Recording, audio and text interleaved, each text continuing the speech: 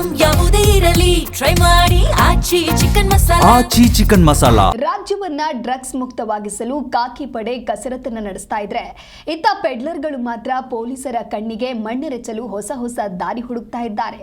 ವಿಮಾನದ ಮೂಲಕ ಸರಬರಾಜು, ದೇವರ ಚಿತ್ರಗಳ ಫ್ರೇಮ್ಗಳಲ್ಲೇ ಮಾದಕ ವಸ್ತುಗಳು ಶೇಖರಣೆ ಆಗ್ತಾ ಇದೆ.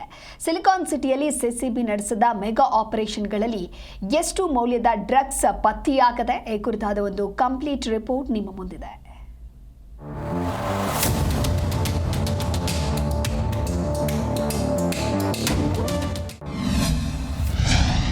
ಸಿಸಿಬಿ ಇತಿಹಾಸದಲ್ಲೇ ಬಿಗ್ ಆಪರೇಷನ್.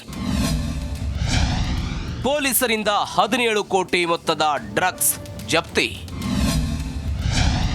ದೈವದ ಚಿತ್ರಗಳಲ್ಲಿತ್ತು ಡೆಡ್ಲಿ ಡ್ರಗ್ಸ್ ಸಾಗಾಟ. ಬಣ್ಣಗಳ ಹಬ್ಬ ಹೋಳಿ ಸಂಭ್ರಮದಲ್ಲಿ ಯುವಜನತೆ ತೇಲೋದಕ್ಕೆ ಸಜ್ಜಾಗ್ತಿದ್ರೆ ಇತ್ತ ಮಾದಕ ಲೋಕದ ಕಿಂಗ್ಪಿನ್ಗಳು ಬೆಂಗಳೂರನ್ನ ನಶೆಯಲ್ಲಿ ಮುಳುಗಿಸೋದಕ್ಕೆ ಬಲೆ ಹೆಣೆದಿದ್ರು. ಖಚಿತ ಮಾಹಿತಿ ಬೆನ್ನತ್ತಿದ ಸಿಸಿಬಿ ನಾರ್ಕೋಟಿಕ್ಸ್ ವಿಭಾಗ ಪ್ರತಿಷ್ಠಿತ ಪ್ರೆಸ್ಟೀಜ್ ಫೈನ್ ಬೇರಿ ಪಾರ್ಕ್ನಲ್ಲಿರುವ ಪ್ಲಾಟ್ ಮೇಲೆ ದಾಳಿ ನಡೆಸಿದೆ. ಪೊಲೀಸರು ಒಳನುಗ್ಗಿದಾಗ ಅಲ್ಲಿ ಕಂಡ ದೃಶ್ಯ ಕಂಡು ಖುದ್ದು ಅಧಿಕಾರಿಗಳೇ ಬೆಚ್ಚಿ ಬಿದ್ದಿದ್ದಾರೆ.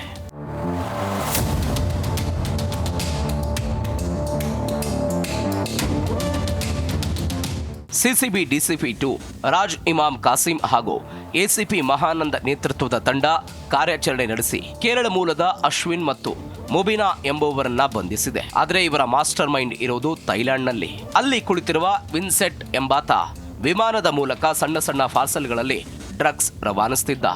ಆತ ಹೇಳಿದ ಜಾಗದಲ್ಲಿ ಡ್ರಗ್ಸ್ ಸಂಗ್ರಹಿಸಿ ನಗರದ ಹೈಫೈ ಕಸ್ಟಮರ್ಗಳಿಗೆ ತಲುಪಿಸುವುದೇ ಈ ಜೋಡಿಯ ಕಾಯಕವಾಗಿತ್ತು.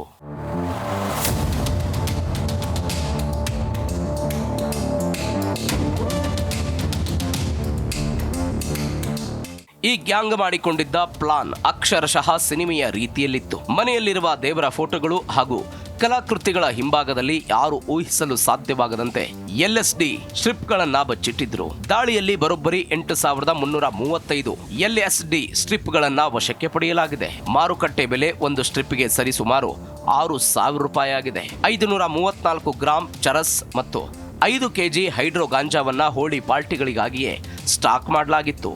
ಸದ್ಯ ಪ್ರಕರಣದಲ್ಲಿ ಫ್ಲಾಟ್ ಮಾಲೀಕರ ಪಾತ್ರ, ಈ ಡ್ರಗ್ ಜಾಲದಲ್ಲಿರುವ ದೊಡ್ಡ ತಲೆಗಳ ಬಗ್ಗೆ ಸಿಸಿಬಿ ತನಿಖೆಯನ್ನ ತೀವ್ರಗೊಳಿಸಿದೆ. Vishwanath N Harihara, Zee Kannada news, Bengaluru.